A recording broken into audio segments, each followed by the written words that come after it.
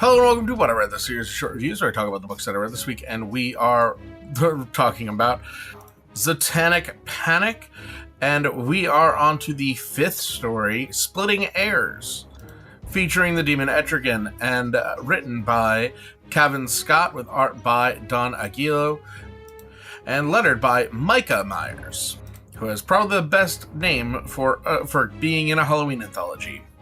And the art here is a clear standout. It is very cool looking. The fighting is really intense. I really enjoyed just the art of this. As for the story is really fun.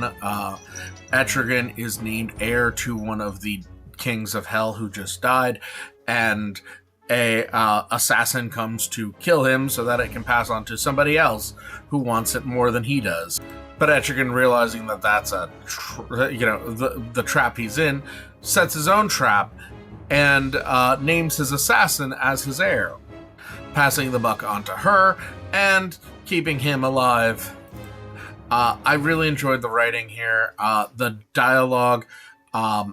So Etrigan recently featured in a story where he did not rhyme, and I didn't like that it went on so long without him rhyming.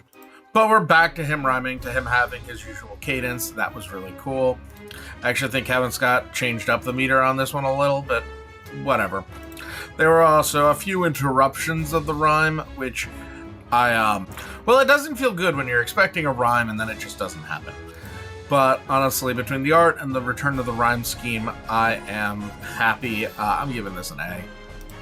Alright, now we have What a Horrible Night to Have a Curse by writer-artist Andrew McLean, colored by Jordi Belair, and that's it actually. And this stars Constantine and Swamp Thing. The art here is very simple, very children's bookish, and that's not a bad thing at all. John is in Swamp Thing's forest trying to cure a werewolf when he gets turned himself, and Swamp Thing needs to help.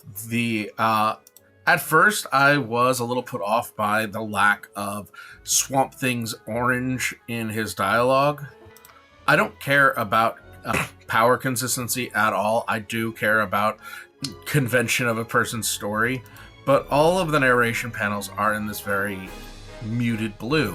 And then halfway through the story, Swamp Thing discovers the wolfsbane flower can cure werewolves and uses it, pulls it into himself. And they are the exact same blue as the panels, which I think is really cool.